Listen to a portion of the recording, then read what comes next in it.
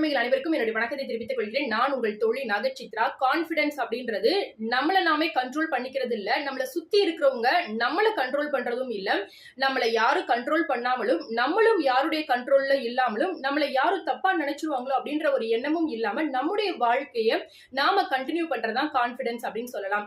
So அந்த வகையில பாத்தீங்கன்னா நாம எடுக்கக்கூடிய முடிவுகளோ நம்முடைய வாழ்வினுடைய செயல்பாடுகளோ நம்ம சுற்றி இருக்கக்கூடியவங்களோ இல்ல நம்ம நெருக்கி இருக்கக்கூடியவங்களுக்கோ எந்த விதத்திலையும் ஒரு பாதிப்பை ஏற்படுத்துமோ அப்படின்ற ஒரு பயத்துல சில விஷயங்கள் நம்ம செய்யாம விடுறோம் அப்படின்னா நமக்கு எந்த விதமான கான்பிடன்ஸும் இல்லை அப்படின்னே சொல்லலாம்.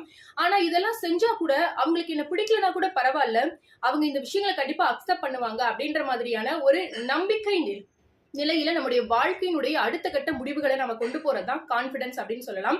சோ எல்லா விஷயங்களையும் நான் கான்பிடென்ட்டா இருக்கணும்னு தான் நினைக்கிறேன். ஆனா அது எப்படி இருக்குதுன்னு எனக்கு தெரியல அப்படின்னு சொல்லிட்டு சொல்லக்கூடிய உங்க ஃப்ரெண்டுக்கு இந்த ஒரு வீடியோவை ஷேர் பண்ணுங்க. கான்பிடன்ஸ் அப்படின்றது ஒன்னனையே கண்ட்ரோல் பண்றது இல்ல, உங்களுடைய வாழ்க்கையை உங்க இஷ்டப்படி கண்டினியூ பண்றது அப்படின்றத சொல்ல மறக்காதீங்க. இந்த வீடியோ பிடிச்சதுன்னா லைக் பண்ணுங்க, உங்க ஃப்ரெண்ட்ஸ் அண்ட் ஃபேமிலிஸ்க்கும் மறக்காம ஷேர் பண்ணுங்க, சேனலை மறக்காம